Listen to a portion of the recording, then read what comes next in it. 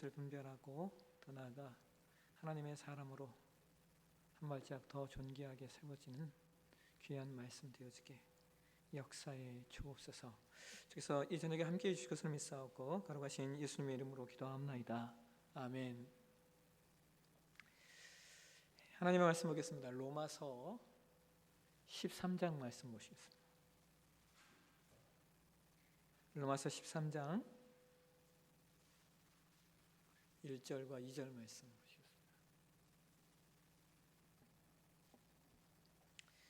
신약성경 257페이지 로마서 13장 1절과 2절 말씀 찾으셨습니까? 우리 같이 한 목소리로 같이 봉독하겠습니다.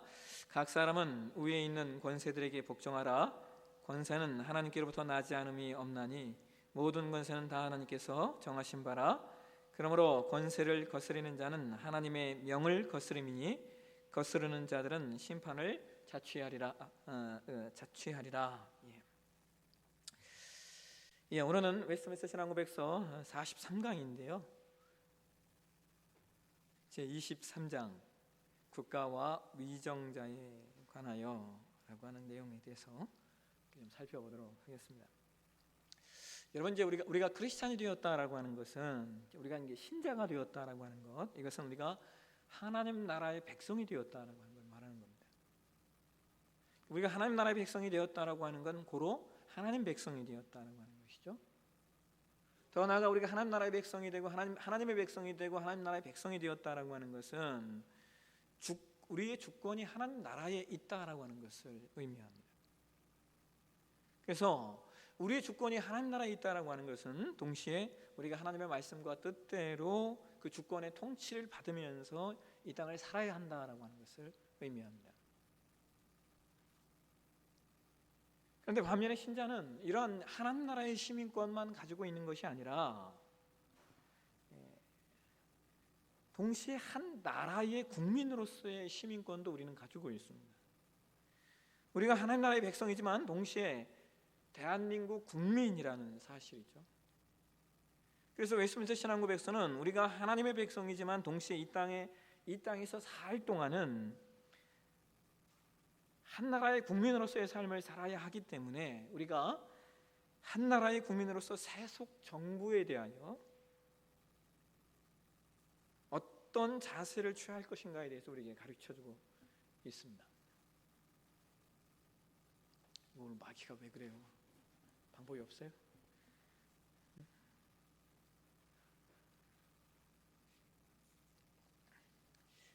간혹 보면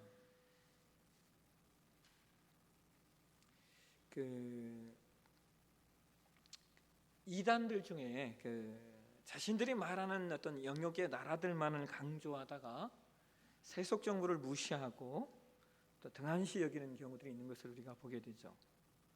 또 그래서 자기들의 나라만을 강조하다가 세속 정부뿐만 아니라 법 질서에 반하는 행동들을 하는 사람들이 많이 있는 것들을 우리가 보게 됩니다. 대표적인 것이 여호와의 증인입니다. 우리가 여호와의 증인하면 딱 떠오르는 게 두 가지가 있죠. 하나는 이제 헌혈을 거부한다라고 하는 것이고요. 그다음에 또 하나가 집총을 거부하는 겁니다. 그러니까 총을 들지 않겠다라고 하는 거예요. 그래서 현재 우리나라도 어떤 이러한 영역에 있는 사람들 때문에 논의되고 있는 아주 중요한 내용이, 그러니까 사회에 논의되고 있는 내용이 뭡니까? 양심적 병역 거부라고 하는 어떤 호칭으로 라는 지칭으로 해서 이 내용이 이제 사회에 이슈가 되고 있죠. 근데 저는 사실은 이 양심적 병역 거부라고 하는 명칭이 저는 옳은 명칭은 아니라고 생각을 해요. 왜냐하면 총을 든다라고 하는, 군대에 간다라고 하는 것이 자신들의 양심에 맞지 않아서 병역을 거부했다고 이야기하면 그러면 병역을 한 사람들은 뭐라고 얘기할 거냐라고 하는 거예요. 그들은 양심이 없어서 병역을 했냐라고 말할 수가 없다라고 하는 거였어요. 그것은 이 나라의, 이 대한민국이라고 하는 나라의 의무이기 때문에 하는 것입니다. 그래서 여호와의 증인의 병역 거부는 우리가 양심적 병역 거부라고 지칭해서는 안 되고 그냥 종교적 병역 거부라고 표현하는 것이 이제 옳습니다. 요즘은 이제 종교적으로 병역을 거부한다고 하면 그냥 예전에는 그냥 우리가 영창에 보낸다고 했거든요. 근데 영창 보낸다고 그냥 군대에 갔지만 지금은 형무소에 보내지 않고 그에 상응하는 다른 일을 이렇게 시키는 것으로 그렇게 아마 이제 지금 우리 사회가 가고 있습니다. 저도 사실 그것이 합리적이라고 생각을 합니다. 그게 합리적이라고 생각을 해요.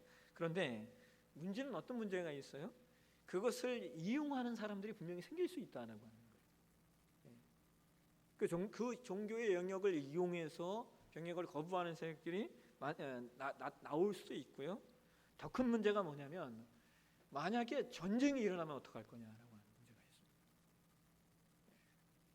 그래서 사실은 이 종교적 병역 거부에 관한 내용이 법으로 어떤 만들어진다면 그 영역까지 만들어져야 됩니다.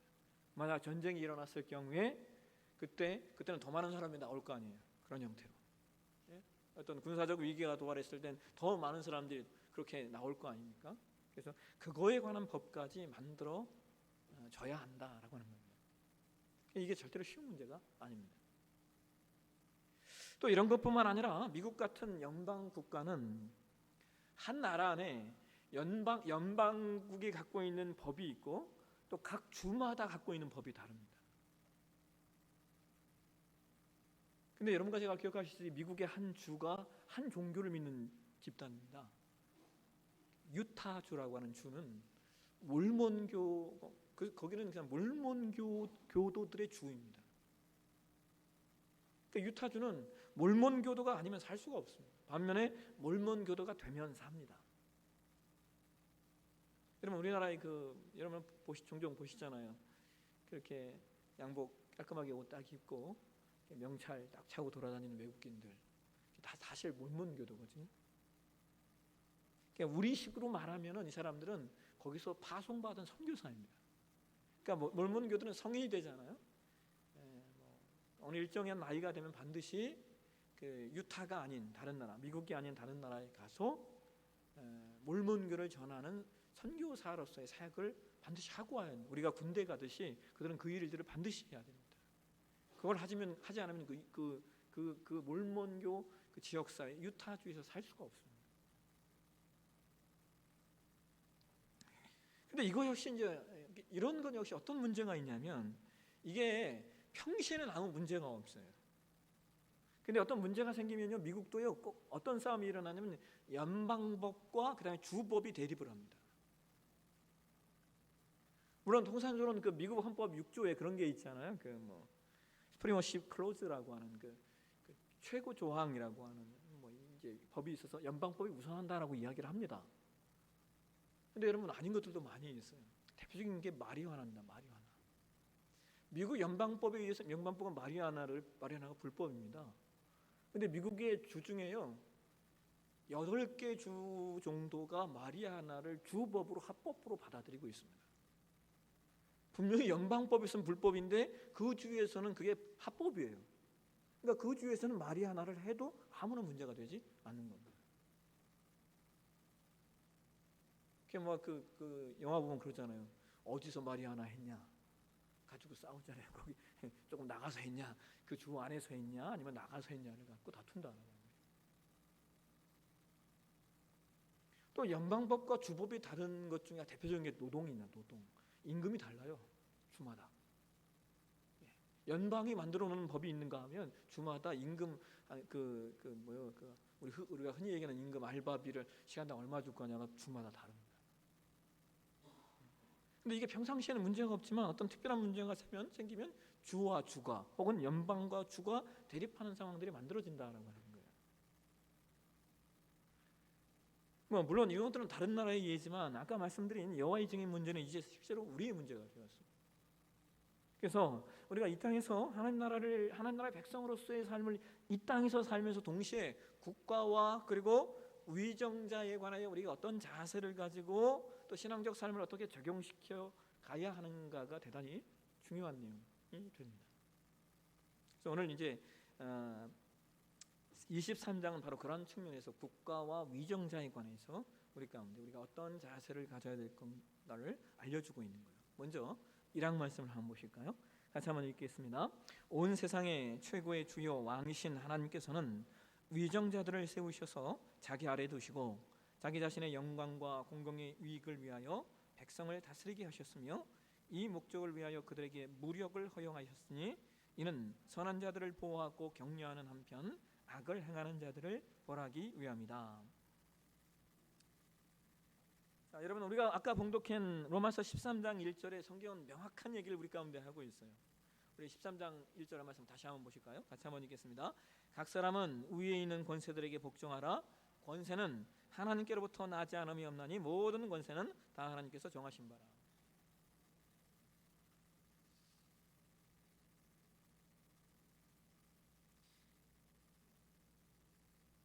성경은 세상 권세, 즉 세속 정부와 그다음에 위정자와 어떤 공직자들에게 하나님이 그 통치권을 주었다라고 이야기합니다. 그런데 여러분 이것은 단순히 오늘 우리가 살고 있는 민주주의 정부만을 이야기하는 게 아니에요. 왜 그러냐면 바울이 지금 로마서 쓰고 있는 이 로마서는 어떤 체제입니까? 이게 군주주의 바울이 로마서 쓸 때 그 체제는 군주주의거든요. 그러니까 지금 바울이 얘기하는 위에 있는 권세라고 하는 것은 우리가 어떤 민주주의를 통하여 만들어진 그런 대통령 뭐 그런 것뿐만 아니라 군주, 왕이라고 하는 개념까지 포함하고 있다라고 하는 거예요. 우리나라는 그 과거 군주제의 아픔이 있는 나라잖아요. 그리고 또 그것뿐만 아니라 독재에 대해서도 우리는 경험을 했기 때문에 우리는 어떤 군주주의 혹은 어떤 뭐 독재 이것에 대해 아주 민감한 어떤 이 반응을 우리는 하고 많은 반감들을 가지고 있습니다. 근데 여러분 재밌는 건 세상에는요 여전히 군주제도 여전히 있고요. 또 좀 변형되긴 했지만 입헌 군주제도 여전히 존재합니다. 다 세상이 어떤 민주주의 국가만은 아니다라고 하는 것이죠. 그러니까 이게 우리가 생각하는 군주주의가 사실은 어떤 면에서 무조건 나쁜 것만은 아니에요. 물론 나쁜 군주가 나오면 어렵기도 하겠지만 여러분 좋은 군주가 나오면요 오히려 민주주의보다 나을 수도 있습니다. 왜 그러냐? 웨스트민스터 신앙문서 23장에서 우리가 가장 핵심적인 내용은 이거예요. 이것만 오늘 이제 기억하시면 오늘 23장을 우리가 다 나눴다라고 할 수 있어요. 우리가 가장 먼저 인식해야 될 게 뭐냐? 여러분 군주제보다 혹은 심지어 어느 정도 독재보다 더 무서운 게 뭔지 아십니까? 무정부입니다.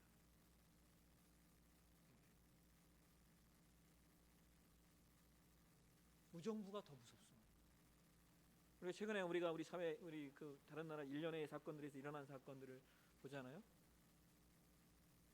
정부가 힘을 잃었을 때, 정부가 정부로서의 역할을 하지 못했을 때 사회에 엄청난 혼란입니다. 지금 뭐 시리아 난민들 이게 다 그겁니다. 지금. 희한한 게 독재자가 있었을 때 오히려 그 나라가 안정적이었다라고 하는 거예요. 물론 그렇다고 제가 독재자를 찬양하는 건 아닙니다. 독재자를 몰아냈는데 몰아내고 보니까 더 심각한 문제점들을 나라들이 갖게 되는 거예요. 우리가 이 부분을 놓치지 않으셔야 된다. 아나키즘이라고 하는 사상이 있어요.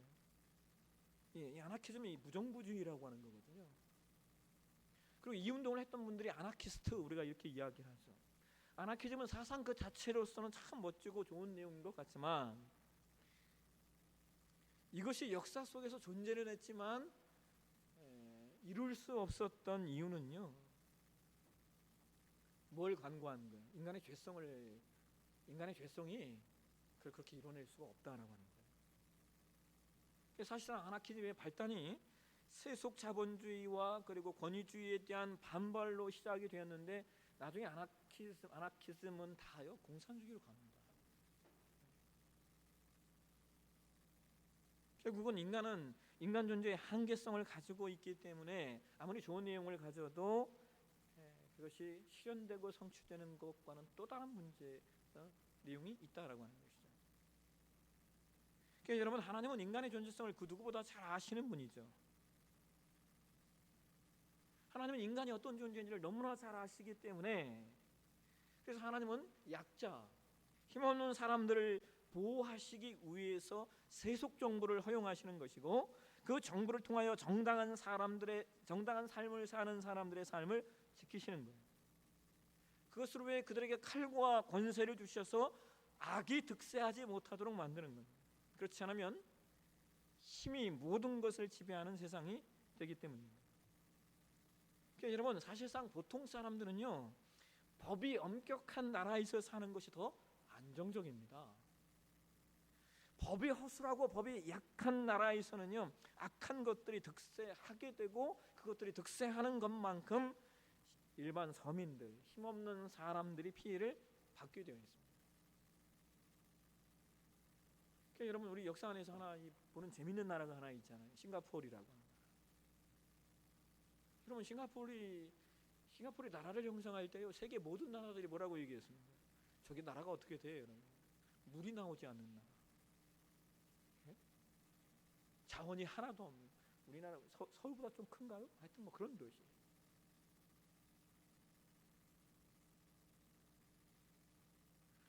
어떤 사람들은 제가 최근에 읽었던 글이 그러더라고요. 싱가포르는 독재 국가라고. 리칸유 가문이 다 잡고 있으니까 독재 국가라고.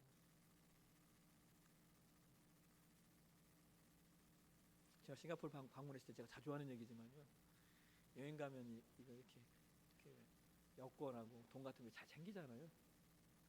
우리를 가이드하러 오셨던 그 집사님이 딱 하셨던 말이었어요. 굳이 그렇게 안 하셔도 돼요. 왜? 싱가포르에는 소매치기가 없어요. 라고 얘기했더라고요. 그 얘기는 이건 잊혀지지 않아요.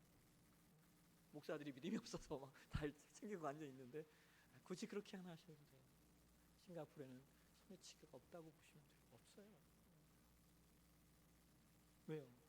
법이 무섭기 때문에. 법이 무섭기 때문에. 법이 무서우니까 동시에 일반 서민들은 살기 좋은 거예요. 투명하고 청렴하니까 순식간에 나라가 몇만 불 나라가 돼버리잖아요.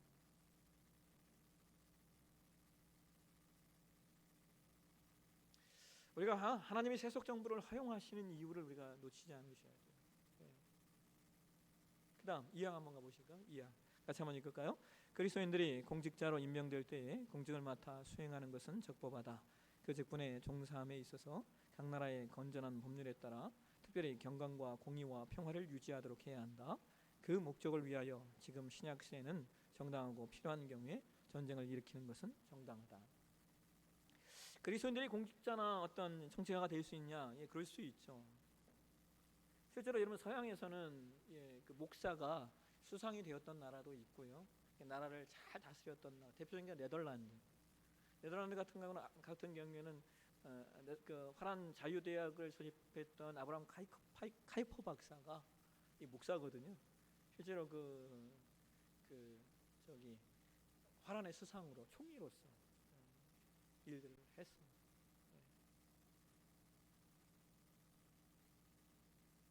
나라를 잘 다스렸습니다. 근데 아브라함 카이퍼의 정신이 뭔 줄 아세요? 우리가 기독교 세계관을 얘기할 때 아브라함 카이퍼의 말이 그분에 대한 이야기가 나오지 않으면 그 세계관이 안 됩니다. 그분이 그런 얘기를 하죠. 세상 땅에 단 1인치의 땅이라도 하나님이 내 것이라고 말하지 않는 영역이 없다라는 얘기를 해요. 기독교 세계관은 시작입니다. 어쨌든 기독교 문화가 형성된 나라에서는 목사가 수상도 할 수 있고 프라임 미니스터도 할 수 있는 거예요. 근데 여러분, 우리나라 같은 경우에는 이제 우리가 예전에 그랬지 않았습니까? 장로 대통령 만들어야 된다고. 장로 대통령이 두 분이나 사실 되셨단 말이에요. 지나고 나 보니까 어때요, 여러분? 제가 예전에 우리 이 대통령 되실 때요, 교회에서 어떤 얘기를 한 줄 아십니까? 그 양반 찍지 않으면 지옥 간다고 얘기했어요. 말도 안 되는 얘기죠. 자, 지나고 나니까 어때요? 그런 게 아니잖아요. 특별히 우리나라 기독교가 역사 속에서 문화로 자리 잡지 않은 우리나라 같은 경우에는 기독교 정치자가 나온다라고 하는 것이 더더욱 어렵습니다. 분명한 건 이거예요. 그렇게 할 수 있으나 그런 사람들도 역시 뭐예요? 각 나라의 건전한 법률에 따라 특별히 경건과 공의와 평화를 유지하도록 애써야 된다. 그러면서 어떤 게 달라붙어요? 신약 시대에는 정당하고 필요한 경우에는 전쟁을 일으키는 것은 정당하다. 이게 왜요? 기독교인이라고 아까도 얘기했던 여러분 그 어디예요? 그 사람들 좀 전에 얘기했던 여호와 증인뿐만 아니라 실제로 기독교 안에서도요 제세례파라고 하는 영역들은요 전쟁을 거부하는 그 영역이 분명히 있습니다. 전쟁을 거부하는. 그러니까 지금 그 얘기들을 하고 그 영역 제세례파나 혹은 무교주의자들이나 그들이 갖고 있었던 사상 안에 전쟁 거부에 관한 내용들이 있기 때문에 이제 기독교 안에 그러한 내용이 있기 때문에 이 내용을 포함하고 있는 거예요. 왜? 정부로서의 기능을 해야 하기 때문에. 그래서 평화를 이루기 위해서 부득불 전쟁을 하는 것에 관해서는 정당하다라고 이야기하는 것이고요. 때로 옳고 정의로운 것을 위해서는 전쟁할 수도 있다. 그 얘기를 하고 있는 거예요. 사망 보실까요? 사망. 같이 한번 읽겠습니다. 위정자는 말씀과 성례를 집행하거나 천국의 열쇠의 권세를 자기들의 것으로 취해서는 안 된다. 또는 그들이 조금이라도 신앙의 문제에 대해서 간섭해서는 안 된다. 그러나 양육하는 아버지와 같이 우리 참된 교회를 보호할 의무가 있으며 그럴 때 참된 교회의 어느 한 교파를 다른 교파들보다도 우대하지 말고 모든 교육자들이 그 신성한 직책을 완전히 자유롭게 수행하며 폭력이나 위협을 받지 않게 해야 한다. 자, 이 사망은 국가가 종교에 대해서 가져야 될 자세입니다. 국가가 종교에 대해서 어떤 자세를 가져야 되느냐? 종교의 자유에 대해서 침해해서는 안 된다. 그 얘기를 하고 있습니다.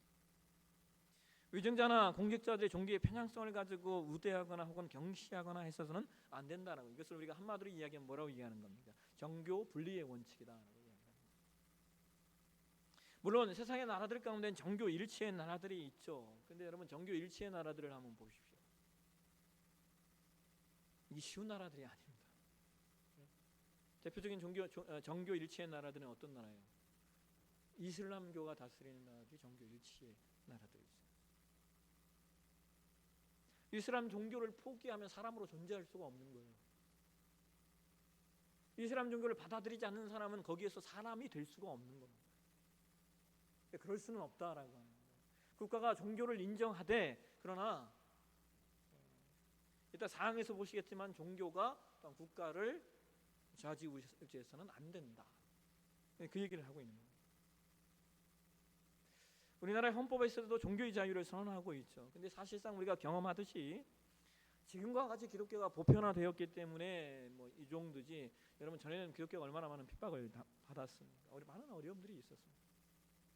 그래서 서로 간에 국가는 정당한 종교에 관해서는 어느 한쪽에 치우치지 말고 그 종교가 정당한 포교 활동과 더불어서 종교적인 집회나 행사를 잘 감당할 수 있도록 도와야 하는 의무를 가지고 있다.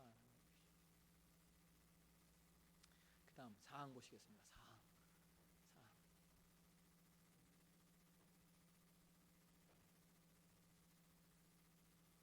제가 두 번째 보낸 거가 이거 아닌데? 제가 읽어드릴게요. 같이 한번 먼저 읽고요. 밑에 붙은 내용이 있는데 안 들어갔어요. 같이 한번 제가 그냥 여세요. 같이 읽겠습니다. 위정자들을 위하여 기도하고 그들의 인격을 존중해주며 조세와 그 밖의 공감을 바치고 그들의 적법한 명령에 복종하고 양심을 위하여 그들의 권한에 복종하는 것은 백성들의 의무다. 신앙생활을 하지 않거나 신봉하는 종교가 다르다고 해서 그 위정자가 정당하고 적법한 권위를 인정치 않거나 순종치 않아도 되는 것은 아니다. 교회의 직분 맡은 사람들이라고 해서 예외가 될 수 없다. 하물며 위정자들이 통치권을 행사하는 때에 교황이 그들에 대하여 또는 그들의 백성에 대하여 어떤 권한이나 사법권을 가지는 것이 아니며 만일 교황이 그들을 이단으로 정죄하거나 또는 기타의 다른 구실로 그들의 통치권이나 생명을 빼앗을 권한이 전혀 없는 것이다. 사항은 종교를 가진 사람들이 국가에 대해서 가져야 될 자세관. 먼저 위정자나 공직자들이 자신이 믿는 종교를 가지고 있지 않다고 해서 그 위정자의 법적 권위를 무시하거나 그들에게 순종하지 않아서는 안 된다라고 하는 거예요. 여러분, 우리가 이제 느끼다시피 기독교인 장로가 대통령 되었다고 교회가 좋아져야 될 것이 없어요. 반면에 기독교인이 대통령이 되지 않았다고 우리가 슬퍼해야 될 것도 없습니다. 왜? 대통령은 법에 따라 나라를 이끌어가면 되니까요. 신자는 합법적인 정부에서 세워진 위정자와 공직자들에 대해서 합법적으로 순종해야 됩니다. 나아가 모든 국민은 합법적인 세금이나 공과금을 정당하게 드려요. 우리가 하나님 앞에 정직한 헌금을 하는 것처럼 역시 마찬가지다 그 얘기죠. 그러면서 무슨 얘기를 하고 있냐면 교황에 관한 이야기를 하고 있습니다. 제가 지난번에도 한번 말씀드렸듯이 웨스트민스터 신앙고백서가 형성될 때 우리가 믿는 개신교의 신앙이 카톨릭과 어떻게 다른가를 설명하기 위한 내용들이 많이 들어가 있습니다. 그러니까 그 당시에 카톨릭이 가지고 있었던 신앙과 우리 개신교회가 믿는 신앙이 어떻게 다른가를 설명한 내용이 이 웨스트민스터 신앙고백서 안에 많이 들어와 있다라고 하는 것이죠. 그래서 이 사항에서는 이제 카톨릭 교회 마지막 부분에 카톨릭 교회 특별히 교황에 관한 이야기를 하고 있어요. 이게 왜 이제 이 신앙고백서에 왜 카톨릭 교회 혹은 교황에 관해서 이야기를 해야 하냐면 카톨릭 교회는 세속 정부보다 교회 권위를 우위에 두는 패단이 있기 때문이에요.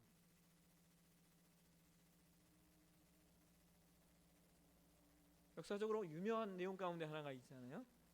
그 여러분 한번 들어보셨을 텐데 카노사의 굴욕이라고 하는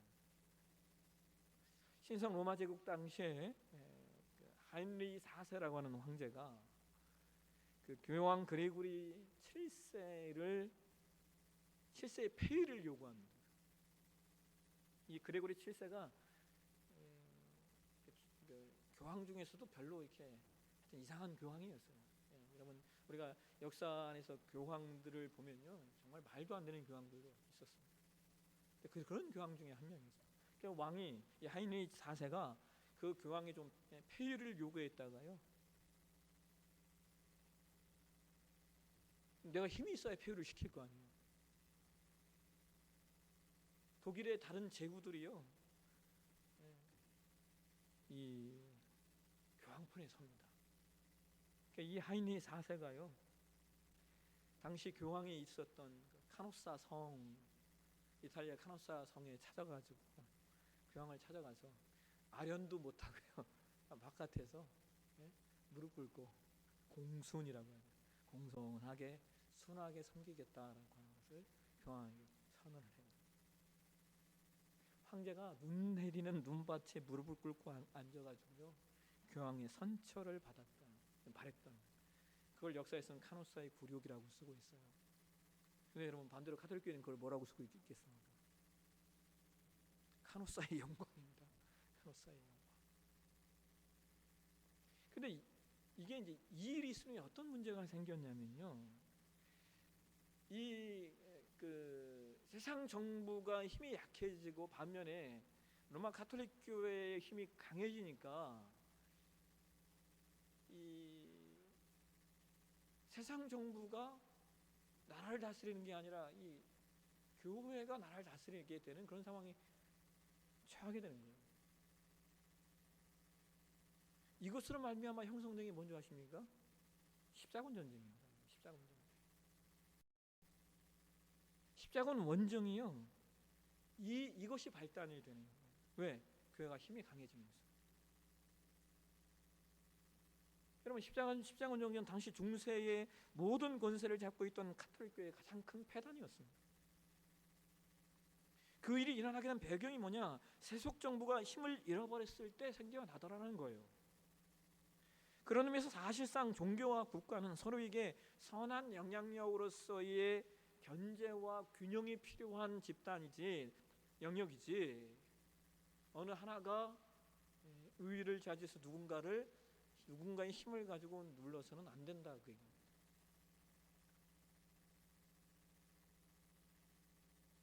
결론적으로 국가 공직자들 특히 위정자들에게 대하여 그리스도인이 가져야 될 태도는 합법적인 위정자의 권세는 하나님이 주신 것으로 인정을 해야 됩니다.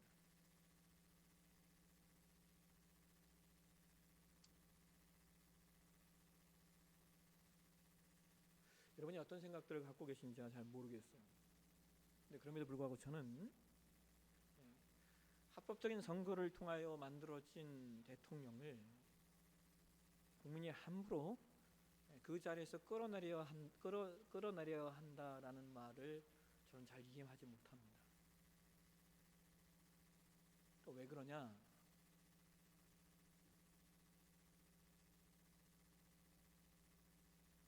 위정자가 불법을 저질렀을 때 우리 탄핵했잖아요. 명확한 불법이 있다면 탄핵을 할 수 있다 그 얘기예요. 더 나아가서 다음 선거 때 다른 사람 뽑으면 되는 거예요. 합법적으로 대통령이 일을 하고 있는 사람들을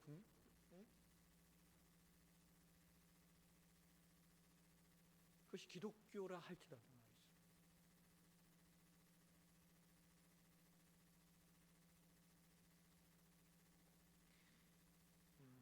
이런 말이 좀 이해가 되실지 모르지만 여러분 미국의 지금 트럼프 대통령은 누가 만들었냐면요, 미국 기독교회가 만든 겁니다. 개신교회가. 지금의 트럼프가 대통령이 될 수 있는 사람입니까? 굉장히 따져서 될 수 있었던 건요, 미국 개신교회가 만들었습니다. 왜? 오바마 정부 때 모든 것이 다 넘어갔거든요. 동성애가 합법화되고 낙태가 합헌이 되고 기독교의 가치들이 오바마 정부 때 다 무너져 내린 거예요. 근데 그렇다고 해서 그 사람들이 미국 기독교인들이 그렇다고 해서 트럼프 끌어내려야 된다 그거 안 했거든요. 다음 대통령 선거 때 바꾸면 되는 거예요. 예? 실제로 바꿨고요.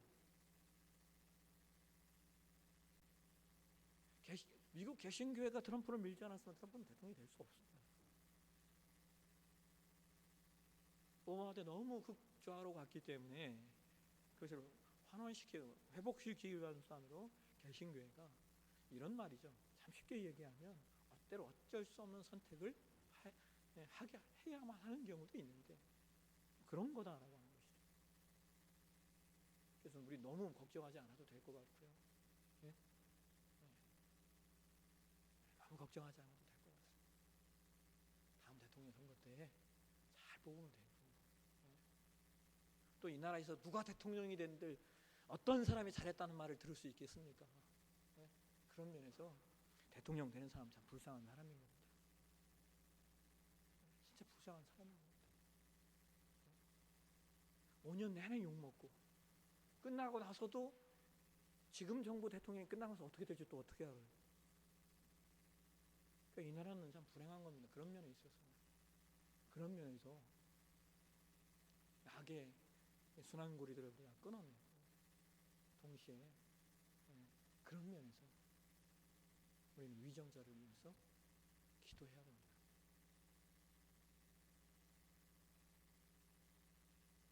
불쌍한 존재입니다. 얼마나 어렵겠어요. 예?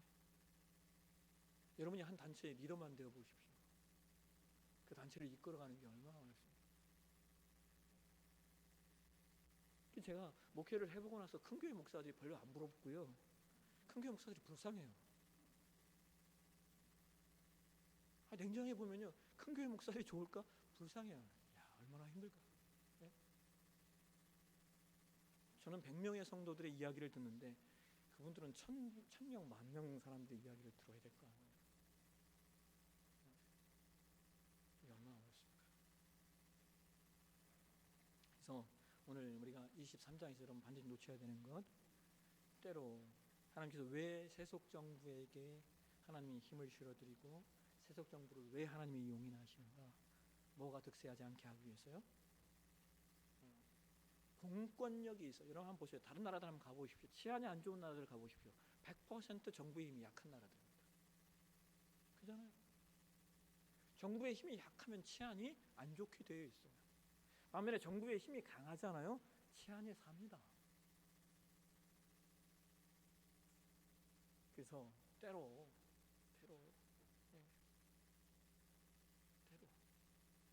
세속 정부가 왜 힘을 가져야 되고 하나님 것을 그냥 허용하시는 이유가 분명히 있다. 뭐보다 나으니까요? 무정부보다 나으니까. 기억하시면서 위정자들을 세우신 이유와 목적을 놓치지 않고 또 세워진 위정자들에 대해서 저와 여러분이 기도할 수 있는 그런 하나님의 사람 다 되셨으면 좋겠습니다. 기도하겠습니다. 하나님, 오늘 신앙고백서 23장을 통해서 국가와 위정자들에 관해서 또 말씀을 상고했습니다. 세속 정부가 왜 필요하고 위정자들에게 왜 힘이 실려야 되고 지도자들에게 왜 권세가 있어야 하는지 우리가 놓치지 않게 도와주시고 필요한 이유에 대해서 또 우리가 함께 상고해 보았사온즉 우리가 더불어서 위정자들을 위해 기도할 수 있는 우리 모두 되게 인도해 주시옵소서. 걸어가신 예수님의 이름으로 기도하옵나이다. 아멘.